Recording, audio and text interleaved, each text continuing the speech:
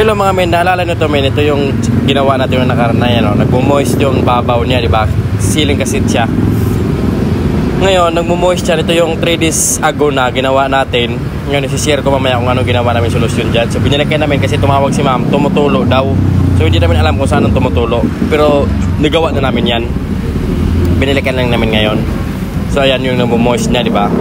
So, ito yung office na sabi ko na maraming window type, tsaka kasi yung marami din kasi nagtanong sa akin yan kung ano daw solusyon ng ginawa natin. So shout out sa mga master. So gusto ko kasi i-share guys yung sigurado, di ba? Gusto ko kasi yung talagang galing sa amin nung gawa, di ba, bago ko i-share yung ginawa namin para walang masabi, di ba? Mahirap naman yung sa iba yung nag-suggest tapos doon ko na i-share na hindi ko naman ginawa. So mayroon din naman nag-suggest ng ganon, balutan ng polyethylene. So ginawa namin na mamaya pakita ko anong nilagay namin. So ito yon, di ba?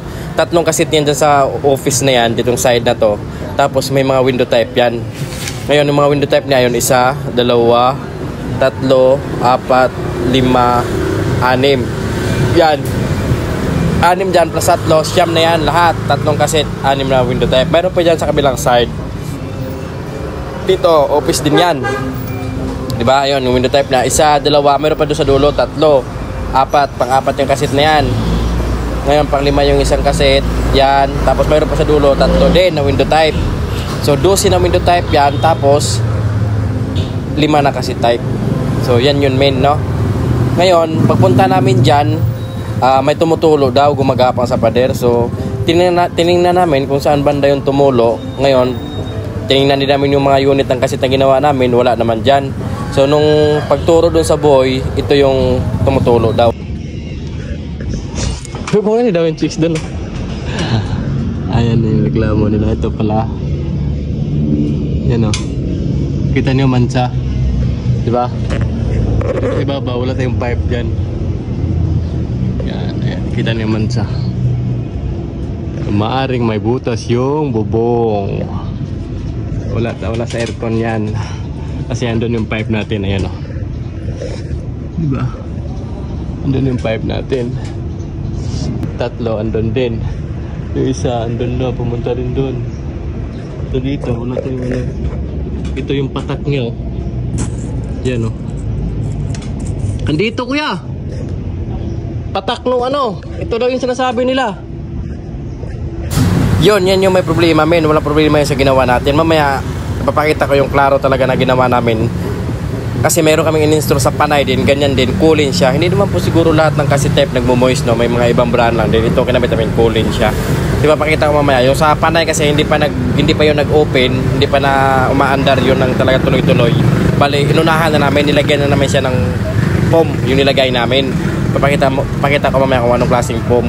So ngayon, yan, binalik na namin, okay na yan dyan, all goods na yan dyan, hindi na siya nag-moist. Tingnan ko na rin yung unit, hindi na siya nag-moist. So ito yung ginawa namin doon sa panay. At saka dyan, ganito yung foam na binili namin. Ito yon. Yan, by 3.8 yung size nyan. Manabibili yan sa EPC, sa Cubao. Yan na Daryl, boss Daryl, shout out sa'yo. Dyan, madikit yan. May foam din siya. So ngayon, nakagupit na yan. Sinukat na namin yan ngayon. Yung sa taas, ganito yung nangyari dyan sa unit. So ito na yun, men, ginawa namin. Ayan, napansin nyo, yan, oh, balot na balot na yan, oh.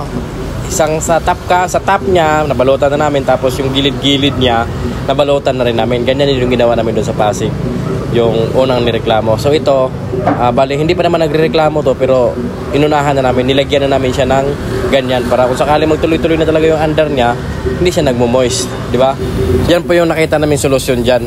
Mayroon naman nagsasuggest na ganun, pero parehas naman kami ng bawat naman kasi technician, alam na agad kung ano talagang paraan para solve yung ganyang mga problema, kasi siyempre alam na natin yan, di ba?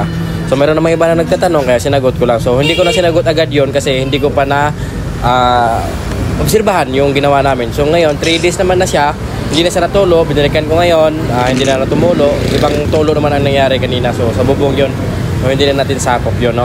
Balik gagawin na lang daw nila, hahanapin nila kung saan banda yung butas. So talakita naman nila kung saan banda po patak. So yun lang, men. Ganun lang gawin nyo, bumili lang kayo ng insulation foam. Bali 480 per meter yan. 480 per meter, tapos yung lapad niya ay 1.2 meters, no? So magtatanong ko sa nakakabili sa Cubao, yung mga nagtitinda ng mga aircon ano dyan, yan Bali ito yung isang unit, gagawin din natin yan. Bali titipan na lang yan, ayusin pa yan. So yung isa tapos na. So yun lang men, sana nakatulong sa mga hindi pa nakakaalam, no? Mag-ingat nyo lahat at shout out sa inyo lahat mga mananso. Bye bye.